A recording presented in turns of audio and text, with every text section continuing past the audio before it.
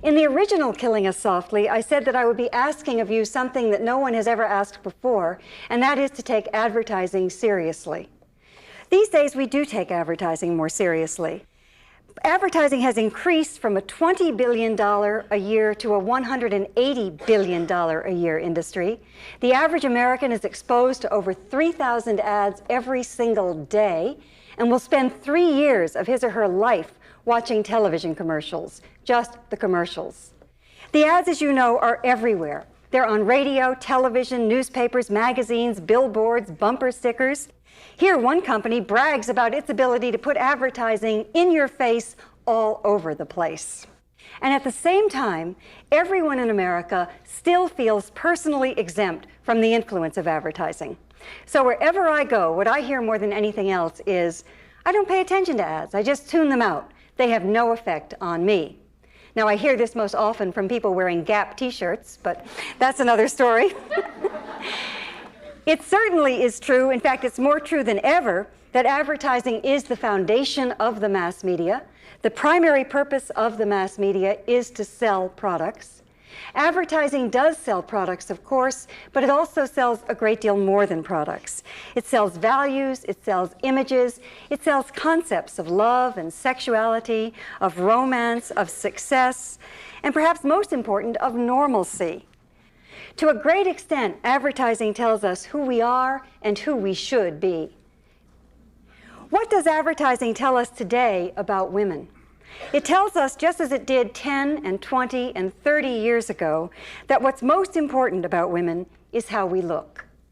The first thing the advertisers do is surround us with the image of ideal female beauty. So we all learn how important it is for a woman to be beautiful and exactly what it takes.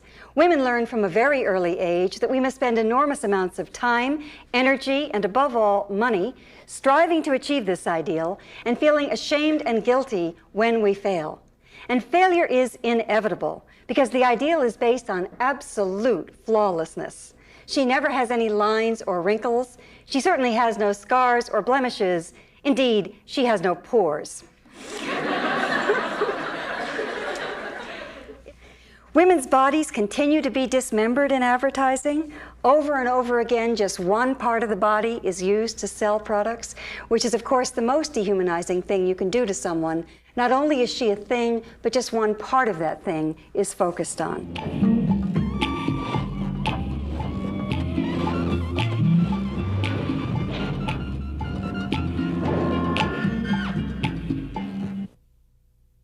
Most often, the focus is on breasts, since we are a culture that is certainly obsessed with breasts.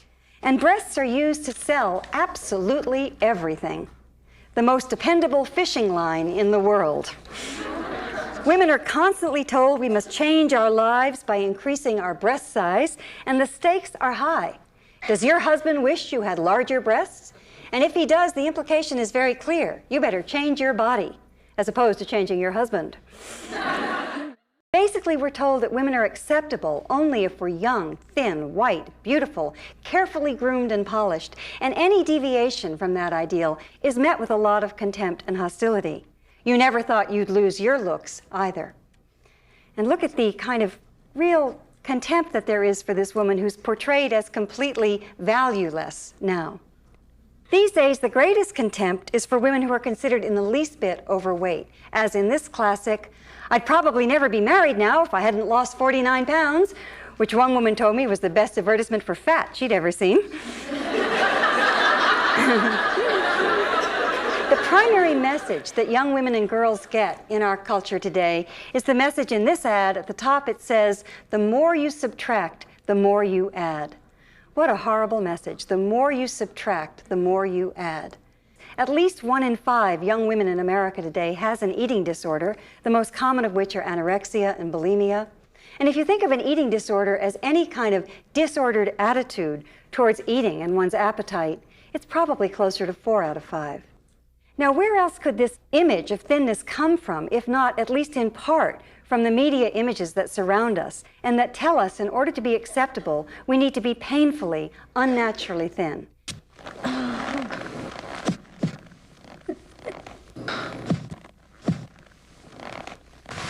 No wonder we have the highest rate of teen pregnancy in the developed world. In general, teenagers are hypersexualized in our culture today. Here, a young woman, very young, very thin, walking down the street, envisioning herself in black lace. A magazine for young women and girls called Jane has on the cover an article, 15 Ways Sex Makes You Prettier.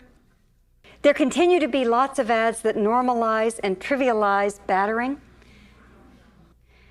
And battering is the single greatest cause of injury to women in America. Imagine an ad like this with a woman being shot. Trivializing copy like this, great hair never dies. Advertising is one powerful force that keeps us trapped in very rigid roles and in very crippling definitions of femininity and masculinity. We need to get involved in whatever way moves us to change not just the ads, but these attitudes that run so deep in our culture and that affect each one of us so deeply, whether we're conscious of it or not. Because what's at stake for all of us, men and women, boys and girls, is our ability to have authentic and freely chosen lives, nothing less.